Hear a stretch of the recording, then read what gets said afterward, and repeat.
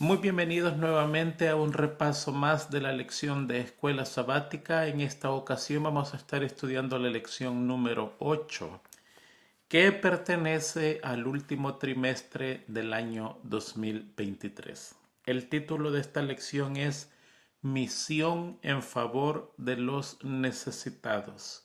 Y el texto para esta semana lo encontramos en el libro de Mateo, el capítulo 25 y el versículo 40. Y el rey les dirá, les aseguro, cuanto hicieron a uno de estos mis hermanos pequeños, a mí me lo hicieron. Esta es continuación de la lección pasada. La única diferencia es que en esta lección no aborda tanto un tema teológico bíblico, sino que aborda una realidad que es la gran necesidad que hay en el mundo por personas que están en sufrimiento, ya sean estos extranjeros o personas enfermas. Así que vamos a estudiarlo día por día, folleto en mano, para descubrir qué es lo que la lección nos está tratando de decir. En la lección pasada nosotros comentamos que la salvación depende, por supuesto, de Jesucristo y su muerte en la cruz. Eso es indiscutible. Pero de nuestra parte depende de cómo nosotros lidiamos con las personas necesitadas. Y leíamos todo Mateo 24, donde se está celebrando un juicio y hay dos grupos de personas, una que se salvan y otras que se pierden, y se salvan o se pierden por la ayuda que dieron a sus hermanos en necesidad o por la ayuda que dejaron de dar. Es importantísima esta lección, comprender que todos estamos obligados, obligados en el buen sentido de la palabra. En el mundo de la salvación nada se hace obligado.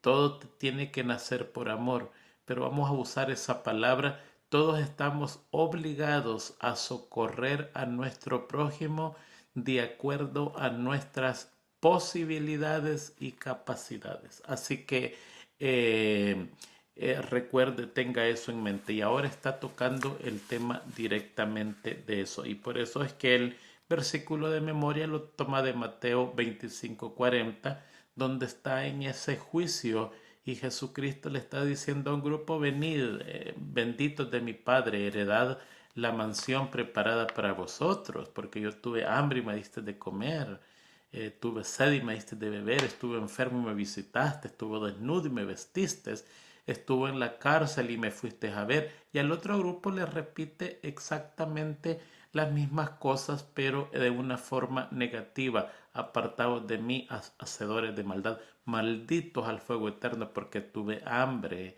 y no me diste de comer. Entonces, nosotros tenemos que aprovechar todas las oportunidades de ayuda que nos llegan, porque una de esas oportunidades desperdiciadas significa una maldición para nosotros y posiblemente la pérdida de la vida eterna. Así que tenemos que tener excesivo cuidado con el tema de esta semana. Muy bien, vamos a comenzar en el día domingo. Ya la introducción, usted la va a leer. El día lunes lo vamos a pasar porque ahí está muy claro el método de Cristo y qué es lo que Elena de Guay nos enseña. Vamos a tener un poquitito en el día martes y miércoles y jueves. Así que comenzamos con la lección, la fe de los amigos. Aquí sucede un milagro muy interesante. Si usted reúne los cuatro evangelios y lee este milagro en los cuatro evangelios, se va a dar cuenta que Jesucristo está en la casa de Pedro. Allí está reunido. Pero nosotros lo vamos a leer de acuerdo a Lucas 5, 17 al 26, como dice la lección, y vamos a tratar de explicar rápidamente una extra información que a usted le va a ayudar en su clase. Aconteció un día que él estaba enseñando y estaban sentados los fariseos y doctores de la ley, los cuales habían venido de todas las aldeas de Galilea, de Judea y Jerusalén, y el poder del Señor estaba con él para sanar. Hay una asamblea importantísima. Parte del Sanedrín se ha reunido en la casa de Pedro y están todos sentados escuchando a este nuevo maestro, un maestro revolucionario que tiene nuevas ideas, y ellos no le han conferido ninguna licencia. Es un maestro libre y no les tiene mucha simpatía y los denuncia abiertamente. Muchos están allí por sinceridad, otros están por curiosidad y otros están para ver qué mal encuentran y así condenarlo o salvarlo. Así que allá hay varias personas reunidas y es la crema y la nata del saber de Jerusalén de esos días, del pueblo de Israel, la crema y la nata del conocimiento teológico. Y están reunidos en esa casa para escuchar al maestro. Pero hay algo muy interesante. Jesucristo en ese momento tenía el poder de Dios para sanar. Estaba con el permiso, con la licencia, no porque él no podía, sino que el trato en el cielo fue que Jesucristo no iba a hacer absolutamente nada, sino era el permiso y la voluntad de su Padre. Versículo 18. Y sucedió que unos hombres que traían en un lecho a un hombre que estaba paralítico, procuraban llevarle adentro y ponerle delante de él. Pero no hallando cómo hacerlo a causa de la multitud, subieron encima de la casa y por el tejado le bajaron con el lecho, poniéndolo en medio delante de Jesús. Fíjense que cuando yo era pequeño, yo me imaginaba a estas personas rompiendo un techo, haciendo una polvazón y Jesucristo parando y volteando a ver qué es lo que estaba pasando. Yo es lo que me imaginaba cuando era pequeño, porque eso es lo que está diciendo allí, que abrieron el techo y por ahí bajaron al paralítico, ya que por la puerta no se podía entrar.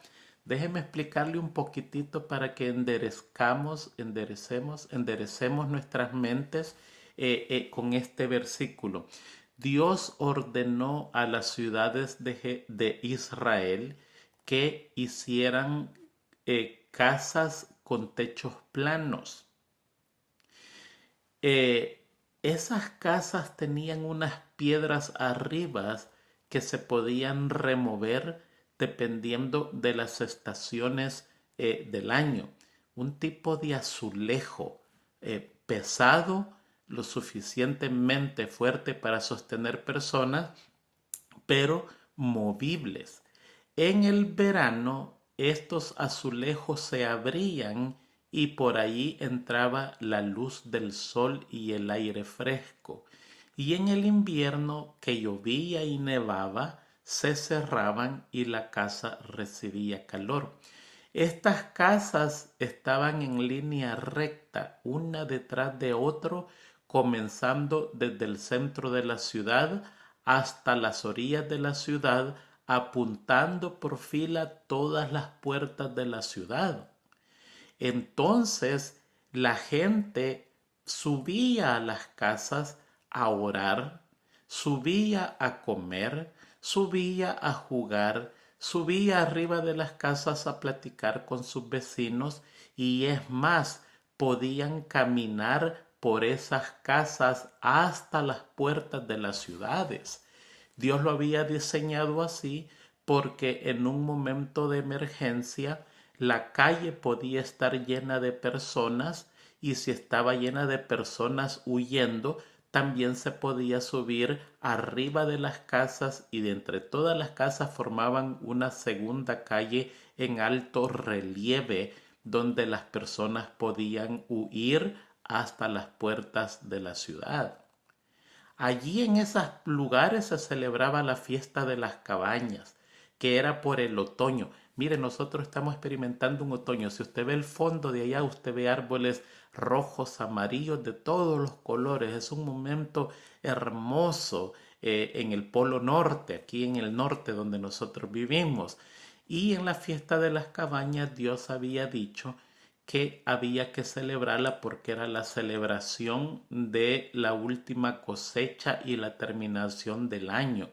Y todos los que venían de Jerusalén tenían que traer ramas de todos colores y con eso se adornaban arriba de las casas unas cabañas que se fabricaban y de un día para otro la ciudad entera se vestía de color. Ha de haber sido algo hermosísimo con todas esas plantas, palmeras, hojas, flores de todo color. Las calles también se hacían cabañas, los techos se hacían cabañas. Era algo hermoso. Por lo tanto, lo que aquí está pasando no es lo que nosotros creemos. Cuatro hombres rompiendo un techo, haciendo una destrucción para entrar a un paralítico. No, están moviendo un techo para poder entrar el paralítico. Es más, en la parte de atrás todas las casas tenían una escalera para subir al techo. El problema es que en la escalera cabe una persona de pie, no una persona acostada. Y por lo tanto, para bajar a una persona acostada en un lecho, tenían que apartar uno de esos azulejos, como dice la Biblia, para bajar a un paralítico. Déjeme leerle Deuteronomios 22, Am, no tengo el versículo. Lea todo el capítulo 21, 22. Dice, cuando construyas una casa nueva, tendrás que poner una barandilla alrededor del borde de su techo plano. Fíjese que aquí Dios mismo les está diciendo qué es lo que hay que hacer, ¿verdad? Entonces dice, permítame, de esta forma no serás considerado culpable de asesinato si alguien se cae del tejado. Dios mismo está diciendo qué es lo que se tiene que hacer. Es Deuteronomio 22 del 8 al 30. Lo acabo de buscar en este momento. Deuteronomio 22 del 8 al 30. Usted puede leer todo eso.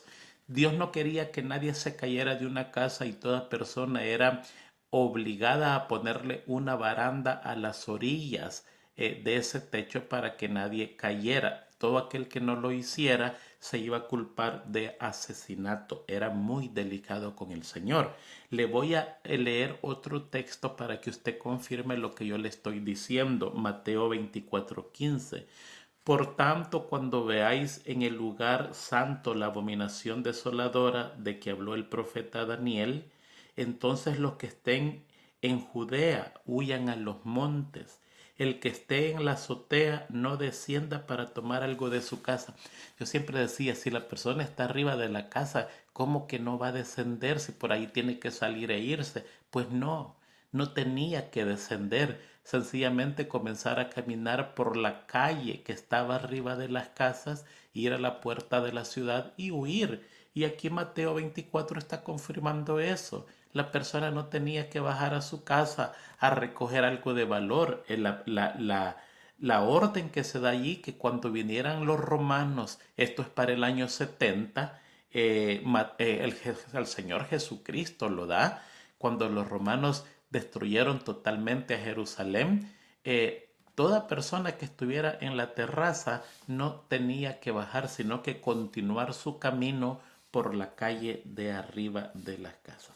Entonces, después de explicar esto, usted se da cuenta que no es que estaban haciendo una destrucción, no, levantaron unos azulejos, dice otra versión de la Biblia, para bajar al hombre y así lo bajaron, que posiblemente estaba en el patio exterior de la casa Jesucristo y todos los doctores de la ley.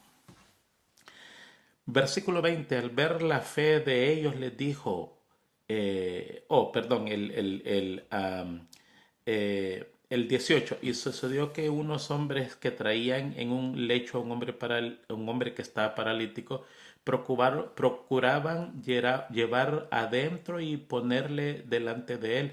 Pero no hallando cómo hacerlo a causa de la multitud, subieron encima de la casa y por el tejado le bajaron con el lecho, poniéndolo en medio delante de Jesús.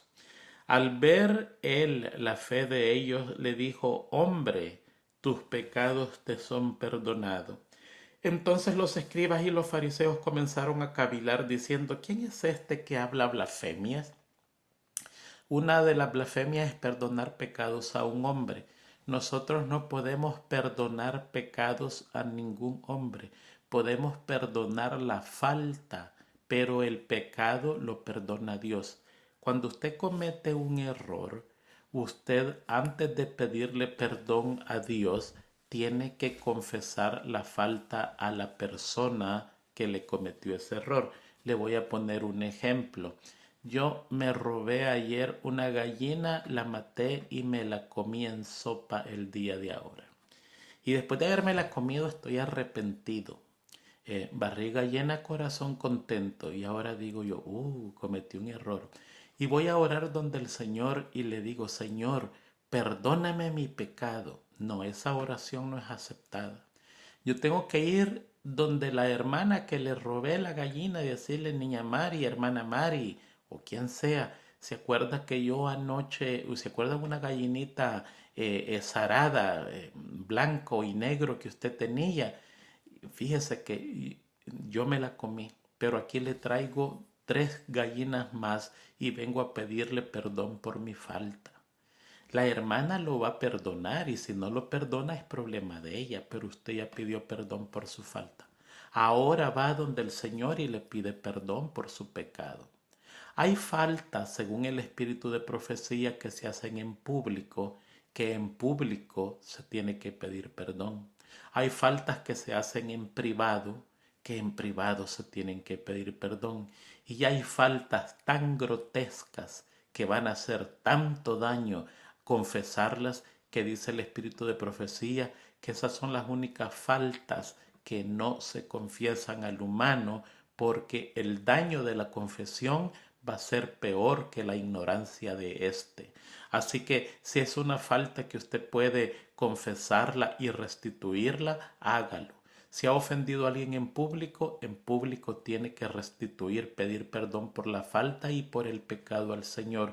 Y si esa falta es gravísima, gravísima, que al hacerlo usted puede enfermar a alguien o mandarlo a la tumba, guarde silencio y dígaselo solo al Señor. Fue una falta en secreto que nadie la conoce y es de tal índole que es muy dura de confesarle y va a hacer más daño que bien.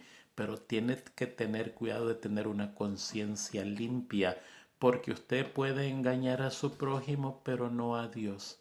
Y en el juicio tenemos un juez que no es engañado por el acusado, sino que sabe perfectamente las intenciones. Y aquí Jesucristo comienza pidiéndole, otorgándole perdón de los pecados, y los fariseos, doctores de la ley, comienzan: ¿quién es este que está perdonando pecados? Entonces Jesús, conociendo los pensamientos de ellos, respondió y les dijo: ¿por qué pensáis así en vuestro corazón? ¿Que es más fácil decir tus pecados te son perdonados, decir levántate y anda? Pues para que sepáis que el Hijo del Hombre tiene potestad en la tierra para perdonar pecados. Dijo al paralítico: a ti te digo, levántate, toma tu lecho y vete a tu casa. Al instante, levantándose en presencia de ellos y tomando el lecho en que él estaba acostado, se fue a su casa glorificando a Dios. Y todos, sobrecogidos de asombro, glorificaban a Dios y llenos de temor decían: hoy hemos visto maravillas. Fíjense que si usted estudia un poquitito el espíritu de profecía, a este hombre los mismos que estaban reunidos allí lo habían desahuciado como pecador. Le habían prohibido la salvación porque el resultado de su enfermedad era por causa del pecado. Lo habían desahuciado físicamente y espiritualmente. Y este hombre, de acuerdo al espíritu de profecía, sufría la no aceptación de Dios más para él. Casi no le importaba lo físico, sino la vida espiritual, que él sabía que estaba a punto de morir y de acuerdo a los líderes espirituales de su pueblo, iba a morir sin esperanza de salvación. Y por eso lo llevan donde Jesucristo y Jesucristo comienza solucionándole su primer problema, que era el perdón de los pecados. Y aquí comienza un problema, comienzan a decir, este no puede perdonar pecados. No estaban seguros que él era Dios. Cualquiera le puede decir a un hombre, yo te perdono tus pecados. Yo puedo ser un fanfarrón, un mentiroso, un engañador y pretender que perdono los pecados. Pero porque lo digo no me hace verdadero lo que yo hago. Es solamente un decir. Pero aquí Jesucristo dice, ¿por qué pensás así en su corazón si yo soy Dios? Yo puedo perdonar pecados y sanar su cuerpo, y para que veáis que lo que yo estoy diciendo es verdadero, al paralítico le digo, toma tu lecho y levántate, anda y vete a tu casa. Y allí esta gente queda confirmada por testimonio directo que con quien están hablando es con el Hijo de Dios. Porque primero ahí pasan varios milagros. El primer milagro que sucede allí es que Jesucristo perdona los pecados. El segundo milagro que sucede allí es que Jesucristo les lee el pensamiento. Y el tercer milagro que sucede allí es que Jesucristo da sanidad. Eso es como Jesucristo trata. La vida de Jesucristo en esta tierra fue quizás un 80% sanidad. Había tanta necesidad. Ahora hay mucha necesidad de sanamiento. ¿Podemos dar sanamiento? Sí. Primero necesitamos sanarnos nosotros mismos. ¿Lo podemos hacer? ¿Existe el don de sanidad? Por supuesto que existe. Hay milagros que son directos y milagros que son indirectos. Lea los 7 libros más o menos que existen del espíritu de profecía que hablan del régimen pro salud, y usted se va a dar cuenta de todos los cambios que necesita hacer para que nosotros seamos personas saludables. Yo estos libros los había abandonado por temor, nunca los quería leer, y en los últimos meses me los he leído todos y he comprendido mis errores, porque estoy enfermo, he comprendido todos mis problemas. Le invito a que lo haga, que sea una experiencia espiritual personal de cada quien.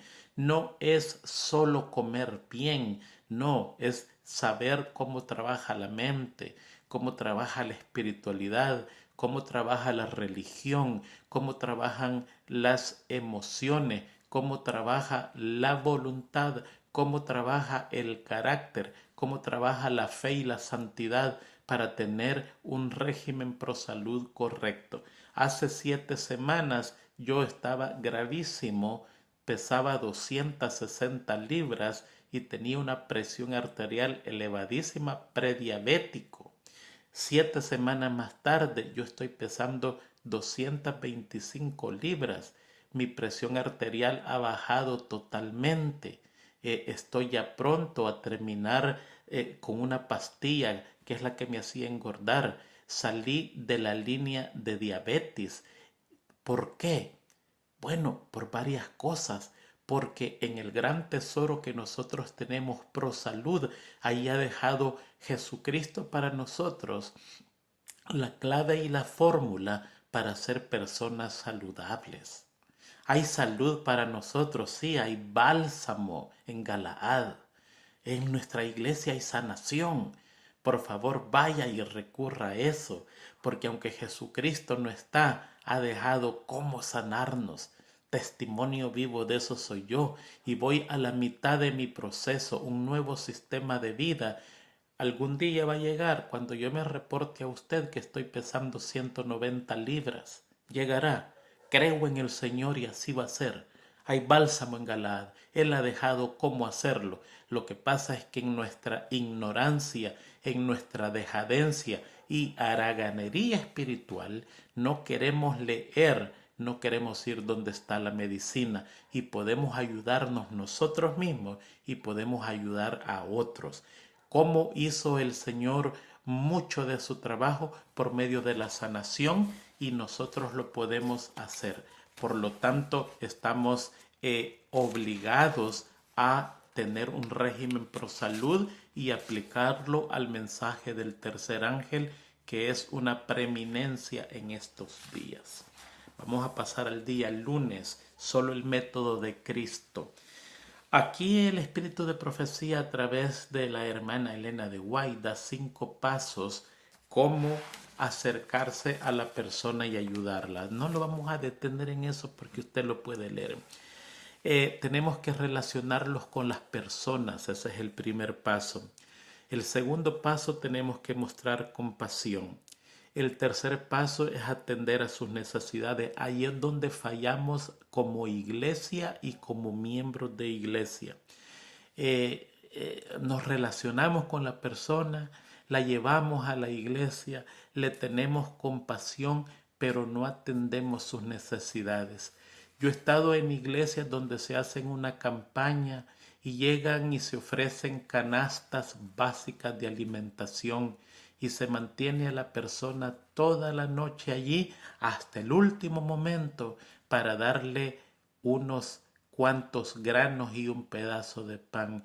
Error terrible. Atendamos primero la necesidad de la persona y no usemos eso como un método para enganchar a nadie a la religión, porque da peor resultado.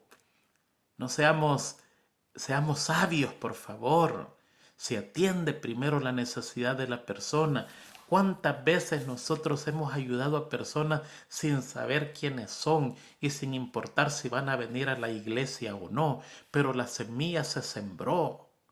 Allí quedó la semilla sembrada. En su corazón está aquella semillita que va a decir: aquí aparecieron unos hermanos de la iglesia adventista que sin preguntarme nada me trajeron una canasta de $300 de comida, la cual alimenté a mi familia. Allí quedó la semilla sembrada. Eso es lo que se nos ordena a nosotros. Pero a veces tristemente queremos tener a una persona aprisionada en un culto y por la necesidad de la persona, esta persona se mantiene allí, pero en verdad lo que ella necesita es suplir su necesidad. Cuarto paso, ganarse su confianza. Y quinto paso, llevarla a Jesús. ¿Se da cuenta que hacemos todo al revés? Pastores, ancianos y laicos somos cortados con la misma cuchilla equivocada. ¡Qué tremendo error! Y tenemos la verdad. ¿Cuántas veces usamos la religión? Enganchamos a la gente a la religión. La queremos amarrar a la religión por un plato de comida. Es todo al revés, hermanos. Nos tenemos que relacionar con ellos. Le tenemos que tener compasión. Les tenemos que llevar comida o medicina o ropa y lo que necesitan. Después de ganarnos la confianza, eso quiere decir que no lo vamos a hacer una vez, vamos a estar constantemente pendiente de ellos, visitándolos, llamándoles cómo está su salud, consiguió trabajo, necesita ropa, tiene medicina. Y después de todo eso, usted le presenta a Jesús. ¿Le parece? A mí me parece. Día martes, el tiempo se nos va yendo rápidamente. Refugiados e inmigrantes. Mire, este está basado en la lección de este día, del día martes, está basado en el libro de Mateo 2.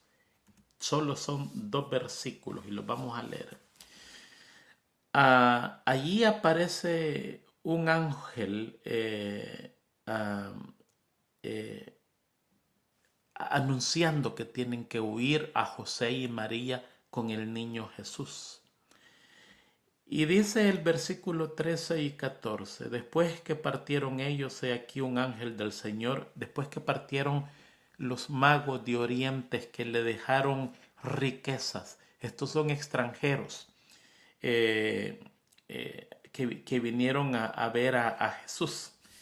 Después que ellos se fueron, un ángel se le apareció en sueños a José y dijo: levántate y toma al niño y a su madre y huye. Es urgente.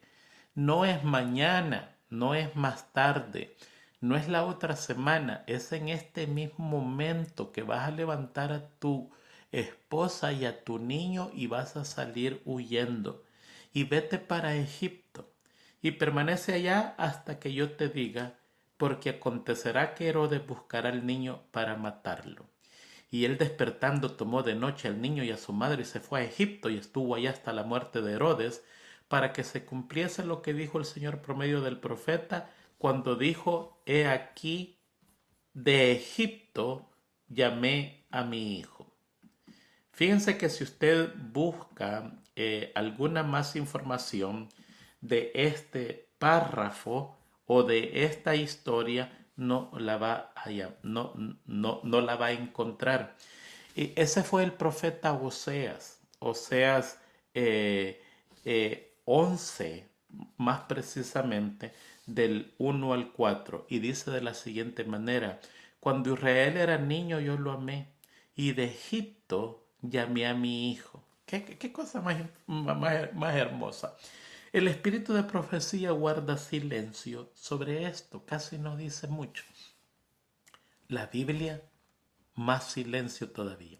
Pero yo voy a compartir con ustedes historia de la nación egipcia en la Biblioteca Nacional del Cairo. Ellos vienen escribiendo toda su historia desde mucho tiempo atrás.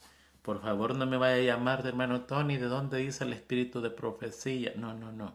¿Dónde dice la Biblia? No, escuche bien, Historia Nacional de Egipto. ¿Quiere saberla? Hay que ir a buscar todos esos libros. Pero usted no tiene por qué ir. Yo le voy a contar rapidito qué es lo que ellos dicen de esto. Nosotros podemos comparar la historia y la ciencia a la Biblia. Y si esta calza con la Biblia está bien. El error del hombre es que agarra la Biblia y la compara a la ciencia. No, la Biblia es superior. La Biblia no la podemos tomar y compararla a la ciencia. No podemos tomar la Biblia y compararla a la historia. No, podemos tomar la ciencia y la historia y compararla a la Biblia. Y si estas dos calzan con la Biblia, todo está bien. Pues la historia nacional de Egipto dice que en un tiempo determinado llegó un profeta a Egipto que se llamaba Jeremías. Fíjate, está hablando de Jeremías, 500 años antes del nacimiento de Jesucristo, más o menos, por ahí andamos. Eh, y dice que este hombre llegó pidiendo ayuda, es como un exiliado, como un extranjero, e hizo muchos milagros. Y Egipto lo amó porque era un profeta de Dios, del Dios del cielo. Así es como está escrito. Es hermoso como está escrito. Pero él hizo dos milagros muy interesantes. Uno, oró para que las bestias del río no siguieran matando hombres. Estos son los cocodrilos del río Nilo que atacaban a los campesinos que cultivaban el delta. Como todos sabemos, Egipto es una ciudad agrícola por su famoso río Nilo, que baña todas esas tierras con sus con su agua fertilizante. Y los cocodrilos llegaban y atacaban a toda esta gente, muriendo muchos. Pues él oró y mientras él estuvo allí, ningún cocodrilo atacó a sus agricultores y fue amado. Pero también dicen que él les enseñaba, eso usted lo puede corroborar en Jeremías 42, 43 y 44. No es que Jeremías llegó voluntariamente, se lo llevaron a la fuerza. Los del pueblo de Israel lo llevaban cautivo y él dijo que no, nadie llegara a Egipto, pero no les importó, no le hicieron caso y se lo llevaron a la fuerza y por eso es que él paró en Egipto y lo confirma la historia de Egipto. Pero dice también que él les enseñó que esperaban a un rey niño que nacería de una virgen en un pesebre y En la historia de Egipto, mucho tiempo que viniera, antes que viniera Jesucristo, se encontraban fotos, pinturas más bien dicho, y esculturas de una virgen sosteniendo a un niño en un pesebre lleno de animales. ¿Cómo sabían los egipcios eso? Jeremías les había enseñado. ¿Cómo había aprendido Jeremías eso? Oh, porque él esperaba al pimpollo de Israel, según Jeremías, el capítulo 23 y 33. Además, recuerde que para el tiempo de Jeremías habían tres profetas que vivían contemporáneamente. Uno era Daniel, otro era Isaías y otro era Jeremías. Y entre ellos se leían sus cartas. Daniel dice que comenzó a leer los escritos de Jeremías y se dio cuenta que los 70 años estaban por culminar. Y Daniel funcionaba de parte de Dios en la corte del rey. Isaías funcionaba, trabajaba para Dios, para los israelitas en Babilonia. Y Jeremías trabajaba para Dios con los israelitas que se habían quedado en Judea. Así que Dios cubría a los tres grupos estos con tres diferentes profetas, uno ante el rey, uno ante los exiliados en Babilonia y otro ante las personas que habían quedado allí. Pero Isaías 9:6 habla bien claro. Dice, porque un niño nos es nacido, hijo nos es dado, y el principado sobre sus hombros, y lo llamará su nombre admirable, consejero, Dios fuerte, Padre eterno, príncipe de paz. E Isaías 7:14 dice, por tanto el Señor mismo os dará señal. He aquí una virgen, esto es 500 años antes, concebirá y dará a luz un hijo y llamará su nombre Emmanuel. Y esto lo sabía Jeremías. Y él enseñó en Egipto que de una virgen iba a nacer el rey que ellos tanto esperaban, que era el Mesías prometido. Penosamente yo no encontré ninguna historia que hicieron cuando llegó ese rey allí. ¿Se dieron cuenta? Yo no sé. Pero la profecía decía que iba a ir a Egipto, según Oseas, y a Egipto fue. Por lo tanto, nosotros tenemos que tener cuidado con los refugiados y los inmigrantes, porque Jesucristo fue uno de ellos y recibió ayuda en un país extranjero. Muchos de nosotros vivimos en nuestro país natal y nunca hemos salido.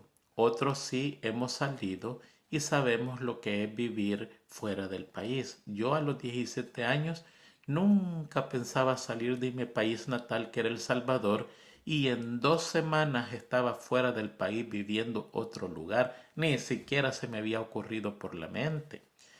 Y yo sé lo difícil que es venir a un lugar nuevo donde el idioma es diferente, la cultura es diferente, la comida es diferente. Qué difícil. Pero yo de algo me acuerdo y lo llevo en el corazón con mucha ternura.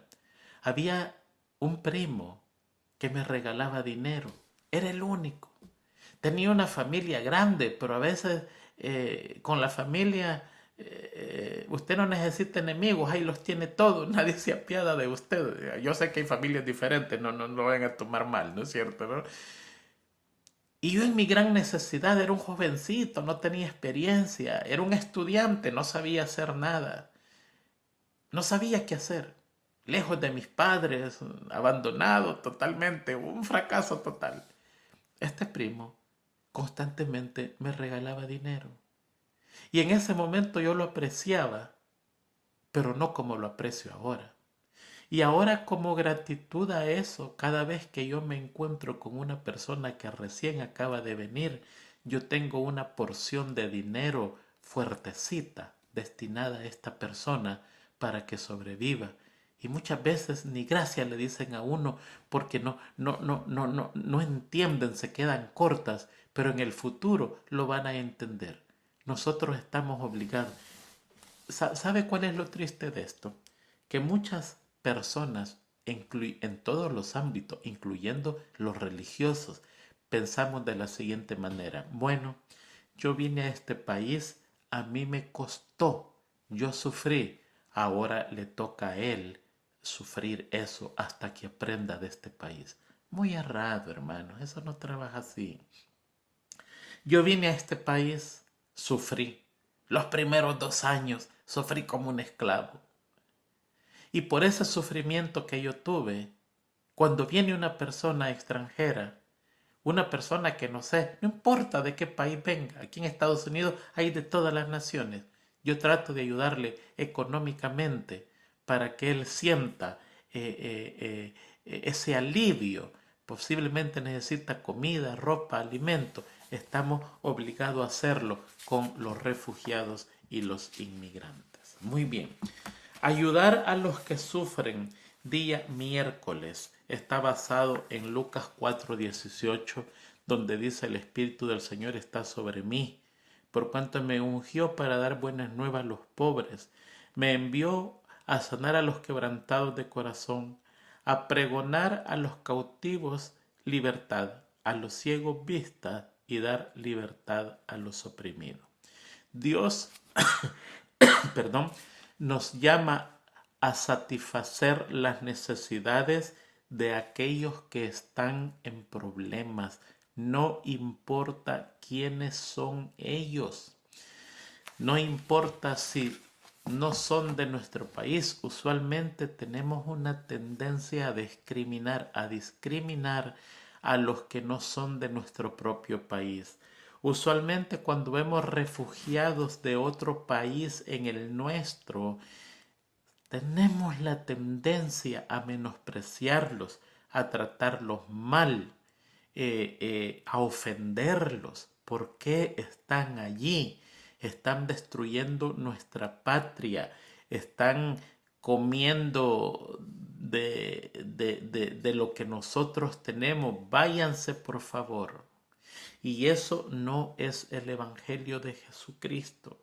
No importa, la semana pasada estudiamos que la pregunta no es realmente quién es mi prójimo, sino de quién yo soy prójimo. Y no importa cómo parece, qué color, qué idioma, qué religión, qué pensamiento, qué posición política tiene la persona.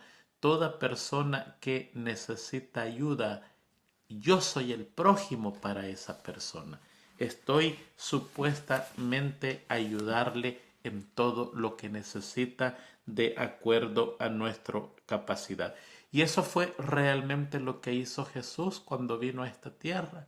Dio alimento, sí, no se menciona mucho de eso, varias ocasiones. Dio salud, esa fue una de sus más grandes obras en esta tierra.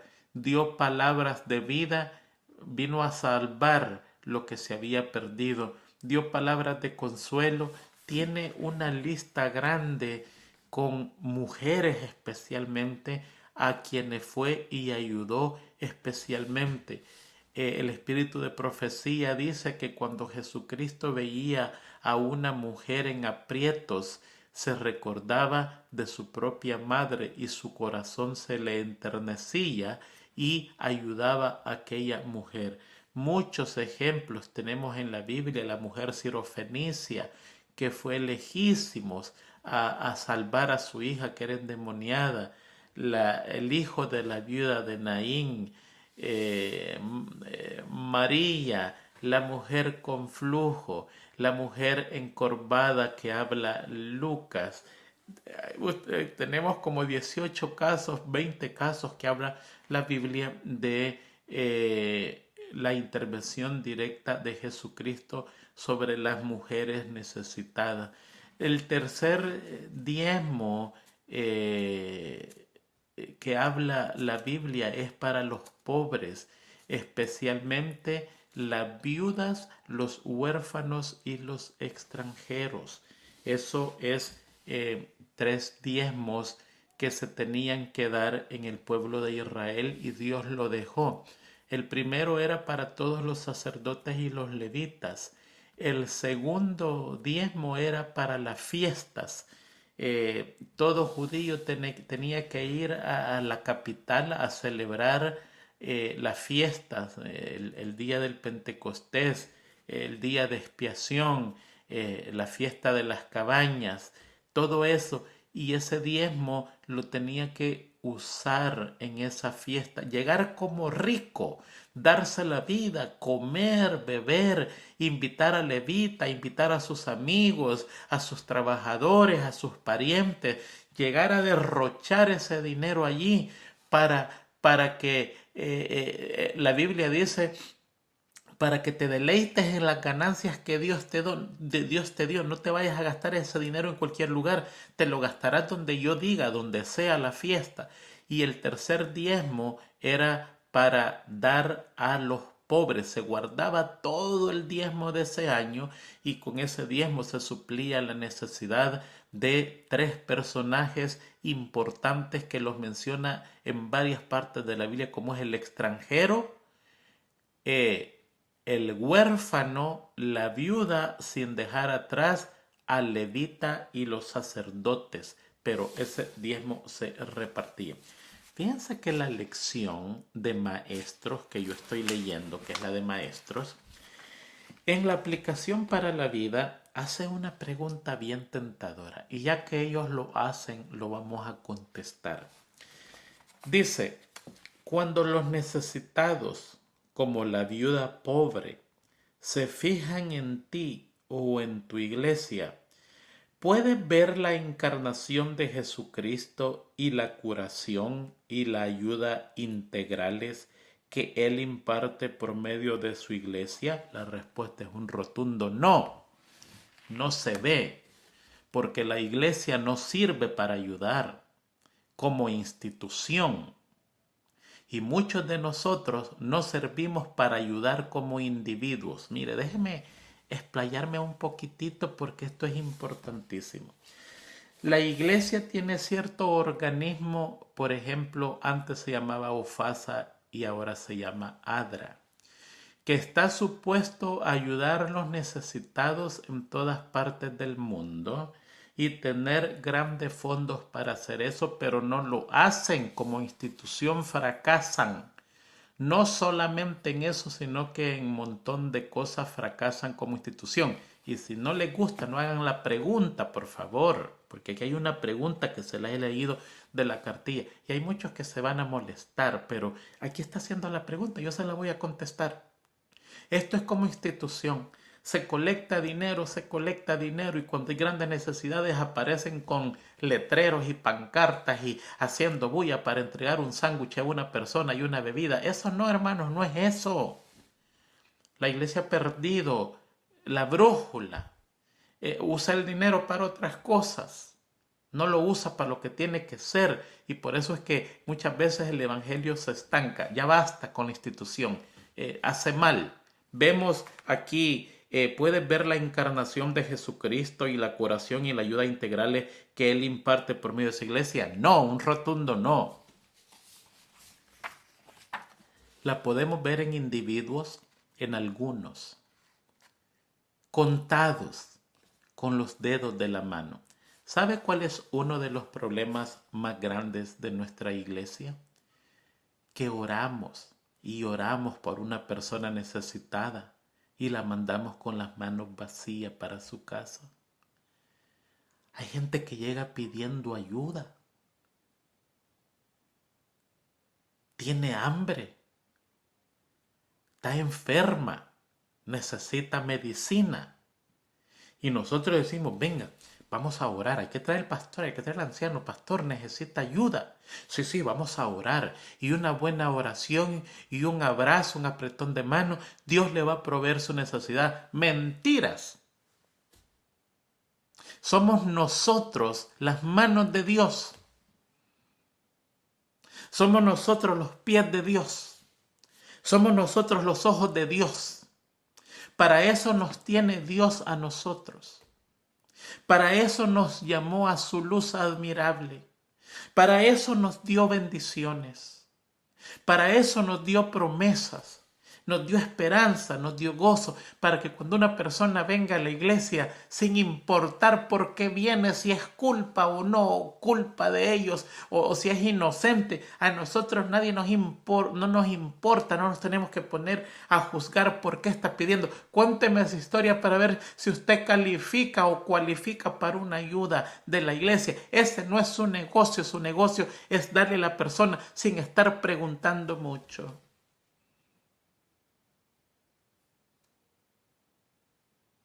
Hay algunos de nosotros que tristemente mandamos a las personas con necesidad, sin nada para su casa.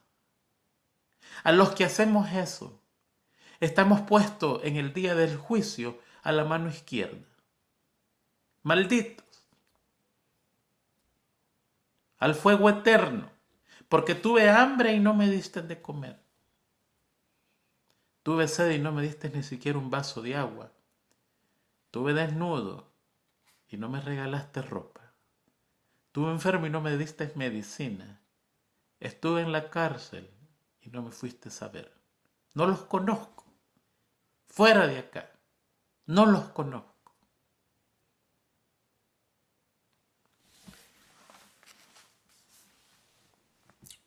Hay una bendición grande cuando nosotros damos.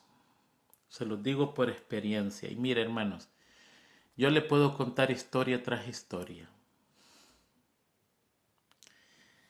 de cómo Dios bendice cuando nosotros damos. La bendición es doble. El que la recibe y el que la entrega. Y el texto de la Biblia dice: más bienaventurado es dar que recibir.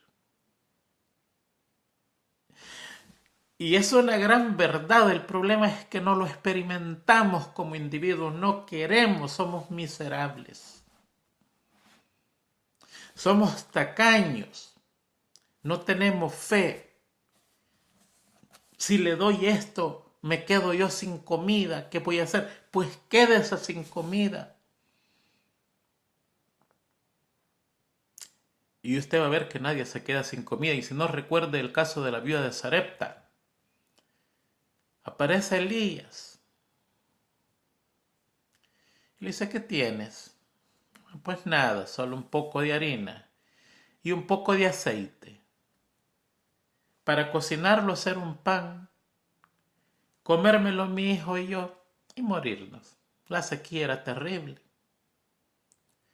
Y llega el profeta y le dice: no, pues vas a hacer ese pan y lo quiero a la carta. Mira, a mí me gusta el pan debajo de la ceniza. Yo no como pan cualquiera, no me vas a hacer un... Ten cuidado, me vas a hacer algo rico a mí, pero yo necesito comer primero. Petulante el hombre. No era petulante, era una prueba de fe. Una prueba de fe para una mujer que ni siquiera era judía. Y la mujer toma aquella harina y le dice al hijo: no vamos a comer, le vamos a dar de comer a este hombre. Y ayúdame porque su plato es bien preparado. Él no come cualquier pan. Tiene que ser debajo de la ceniza, muy bien cocidito. Y el hombre come. Y era profeta de Dios. Y la harina no menguó, ni su aceite bajó.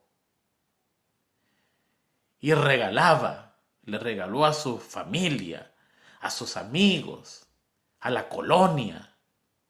Después se dio cuenta a la ciudad. Vinieron. Y mientras más harina y aceite sacaba, más aparecía. Y después se dio cuenta el rey. Y dijo: ahí hay una mujer que tiene comida. Pues vamos. ¿Y sabes qué? Tiene una vasija milagrosa y una tinaja milagrosa, que entre más harina se le saca y más aceite se le saca, más produce, y todos estamos comiendo. ¿Y eso cómo pasa? Oh, es que en la casa de ella se hospeda un hombre de Dios. Dios no nos abandona a nosotros. Hay una promesa. Es una ganancia completa por todos lados. Usted goza aquí en la tierra las bendiciones de Dios. Usted es aprobado aquí en la tierra por el trabajo que hace. Hace buenas obras que van por adelantado al cielo, y cuando entra en el día de juicio se le dice: bienaventurado. Ven, benditos de mi Padre, vengan a poseer la tierra que se les da por heredad. Porque tuve hambre y me diste de comer. Tuve sed, me diste de beber. Tuve desnudo y compartiste tu ropa conmigo. Estuve enfermo y me fuiste a comprar medicina. Estuve en la cárcel y me visitaste.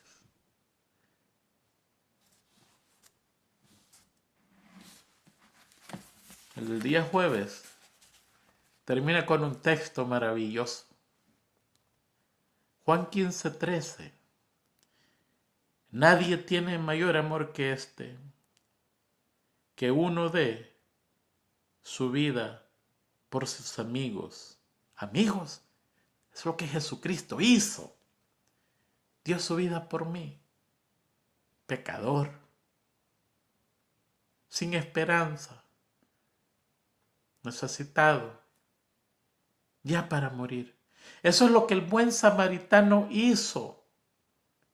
Dejó lo que estaba haciendo, paró su negocio, se desvió de su camino, auxilió al hombre, pasó una noche oscura con este hombre cuidándolo, lo sanó con aceite y con vino. ¿No es eso lo que hizo Jesucristo? Dejó su mundo de gloria, dejó la veneración de los ángeles, serafines, querubines y los otros mundos que no han caído, y vino a pasar una noche oscura en este mundo. Me dio su vino en la cruz del Calvario cuando vertió su sangre, y me dio su aceite, que es el Espíritu Santo. ¿No es Jesucristo el buen samaritano? Y nos llama a nosotros a ser como Él es. Mayor amor. Y por eso dice: nadie tiene mayor amor que este, que uno dé su vida por sus amigos. Cientos de historias para contar y compartir con ustedes.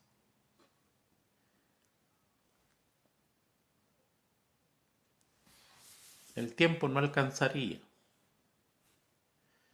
Pero quiero terminar diciéndole, queridos hermanos, no desperdiciemos las oportunidades que Dios nos presta de auxiliar a nuestro prójimo, porque nos arrepentiremos por la eternidad. Cada oportunidad desperdiciada no volverá a nosotros, y algún día desearemos tener esas oportunidades y no vendrán, y se nos pronunciarán las siguientes palabras: aullad ahora, oh ricos, porque vuestras riquezas están podridas, ya no sirven más. Nos despertaremos tarde queriendo ayudar la obra y a los necesitados, y estaremos al otro lado del umbral, donde no habrá retorno, porque estaremos puestos a condenación.